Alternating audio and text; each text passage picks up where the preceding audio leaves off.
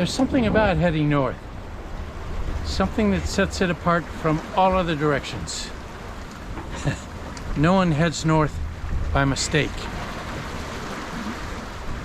Sailing north provides a challenge, but also a test of character. But I'm getting ahead of myself. Let me first introduce you to my next mistake. Aboard my new boat, Phantom Shipmates. The new boat's name is Jenna. It is an RM 890 Plus, built in 2019. It's about 29 feet long, and I'm flying the code 0 right now. Very light winds, moving along very nicely. All of my boats in the past, I used the sock to hoist the Jenniker, the asymmetric spinnaker, or the code 0. This one has top-down furling.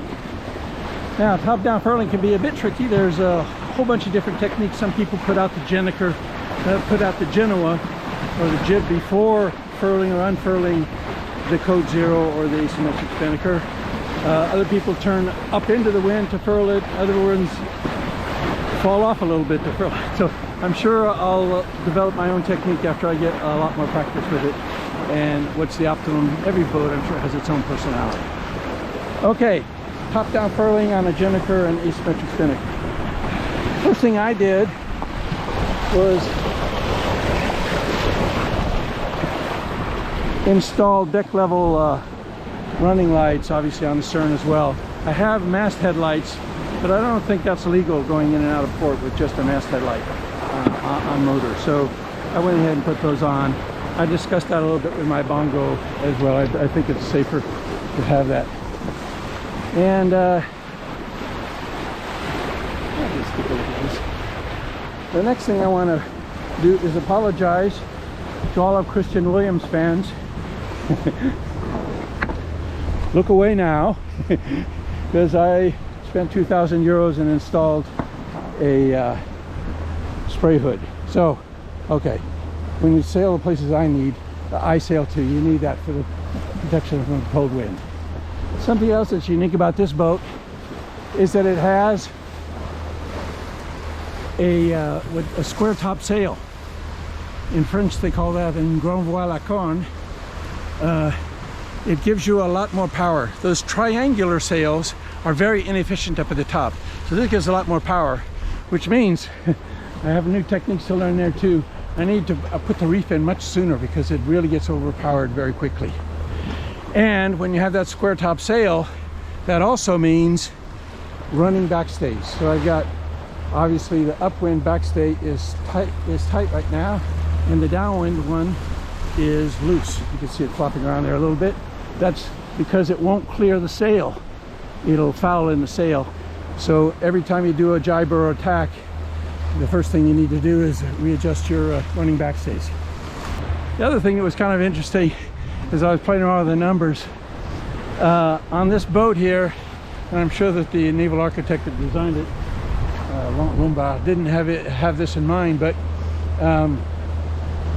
if you add the height of the boat and the length of the boat together and divide it by the height of the boat, you end up with a number called the golden ratio, 1.6. That's one of those numbers like the Fibonacci numbers that it's very aesthetic, you know, we find that in nature all the time.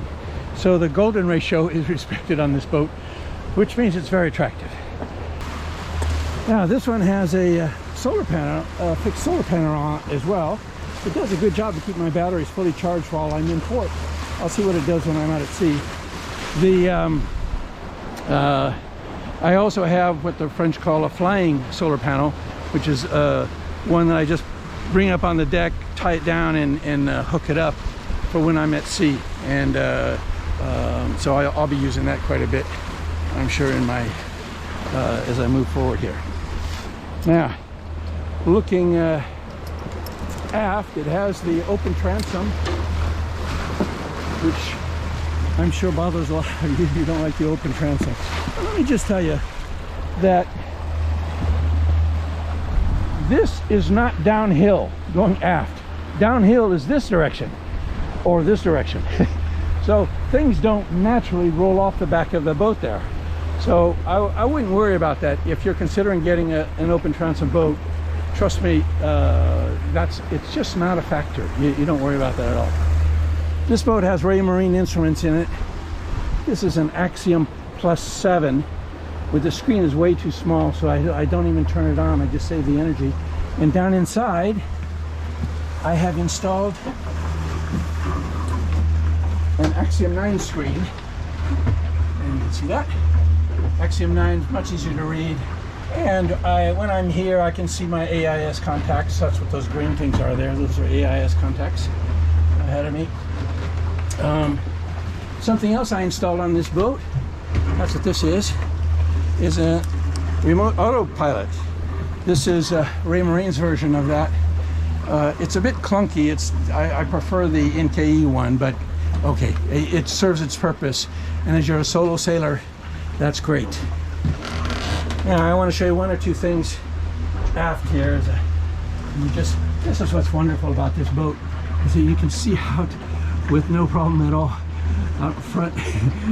I'm going to clear those cargo ships. They're at anchor. I'm not worried about them. And you have just a nice view all the way around.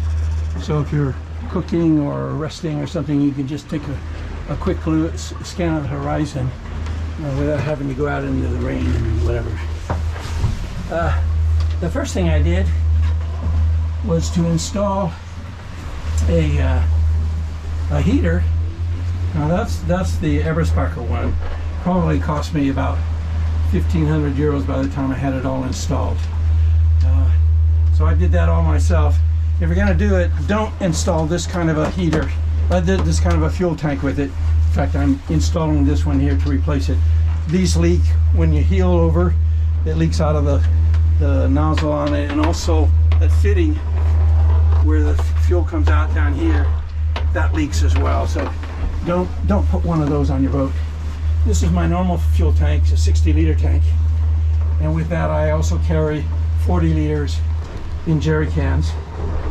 One other thing I wanted to show here is when I have two 115 amp gel batteries. So that's more than twice the power I had on my bongo. And that's kind of nice. One of the other things I installed here, if any of you consider getting it, is a Raycor filter. That makes changing a fuel filter it's almost a pleasure, because they're not messy at all like those ones that are that split in two. So if you're considering getting one of those, well worth the cost there. And it's got a toilet with a mercerator on it, and this is a shower. You can take a shower here as well. All the comforts of home. This one, unlike the bongo, has a fridge in it, and obviously I can cook a stove on gimbals, trash, and a sink. So all the comforts of home. And this is where I'll keep that. This is my Jenna asymmetric spinnaker. This is where I'll keep all my stuff when I'm traveling. One of the other key features of this boat, of the RM class of boats, and it's really quite unique. Most other boat companies, in fact, I don't know of any others that do it as a production method, is that the hull is made out of wood. So they impregnate it with some kind of resin, the entire hull, and then they put an epoxy coat over the top of it, and then all of the stringers and the frames are coated again as is marine plywood, but all of the stringers and frames are individually fiberglassed into place to the hull and also to each other. So it makes for the boat being very stiff, which I think is a good thing.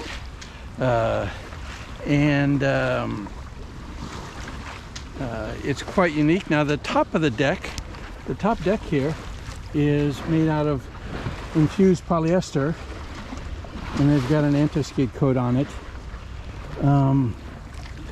And that's placed on top of the wooden frame. that also has the epoxy coat around it. So that's quite unique. I think RM is the only boat company that I'm aware of that that's their method of production, and they've had quite good success with that. Now, RM makes great boats. I wouldn't have bought it if I didn't believe that. But this is not the boat that I had in mind when I was crossing the Atlantic and I decided to buy another boat. I wanted to buy something else. But I'll save that explanation for the next video. Yeah, we're moving along nicely. 8.8 speed over ground on that Jenna. Well, that's a nice sail. Easy to get this boat overpowered though, so I need to watch that closely. On my way.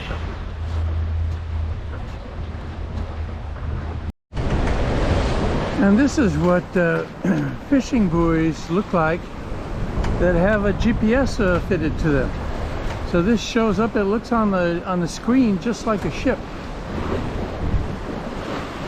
because there's a GPS on it. AIS, I'm sorry, an AIS.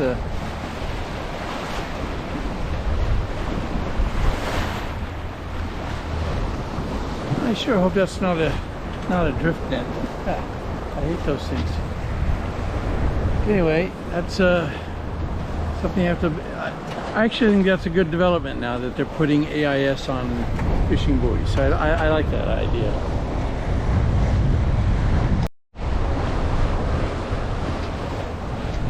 And here is one that looks like it should have a an AIS on it, but it's not turned on. If it has it on, it's not turned on. And I just happened to be looking forward and spotted it. You can imagine what happened, you know, especially my exposed rudders, if I ran across that. I don't even want to think about it.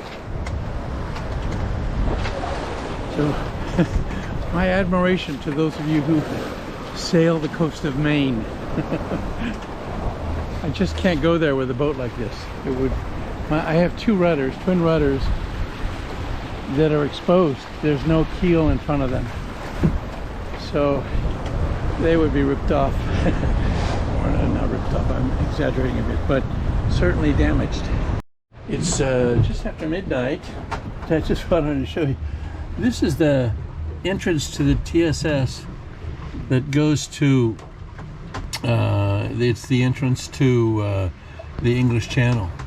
So here's all the traffic that's headed into it. And I need to cross that now. And that's no, I mean, I've done that many times before. What's unusual about this time, this is the first time I've ever done it at night. So this is like flying on instruments. So I'll be watching that very closely. And we'll see how that goes. I'm not expecting any problems, but it's always, the nighttime always adds an extra degree of vigilance that's required. Same as flying. Oh, there's a little visitor. You flew right down to the cabin.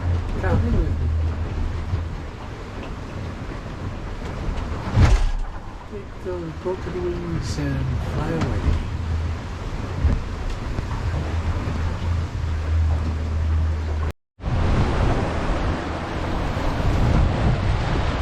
Rough chop out there today. Short period waves, 1.5 meters. The white breaking crests of the waves, in French, they call them moutons, which means sheep.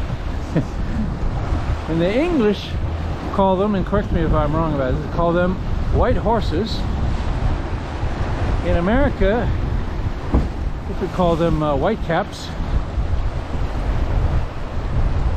But to me, they always generate the question, why didn't I put that wreath in earlier?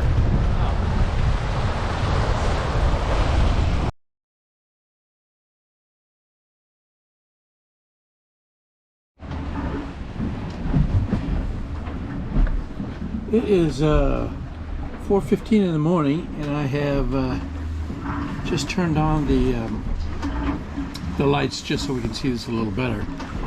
This is my arrival to Ireland. It hasn't gone very well, actually, because of spring tidal streams and near gale winds. They're just off the coast. So I tried to hug the coast and did some tacking there.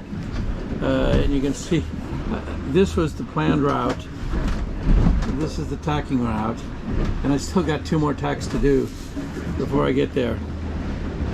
So it's been a tough arrival. Been up all night long. In your physics studies, you probably came across Fermat's principle, which says that of all of the paths that light can take, it will always follow the path that takes the least time.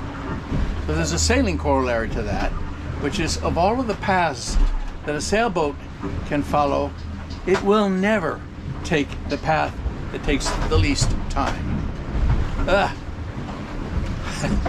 It's 4:15 in the morning. Forgive me.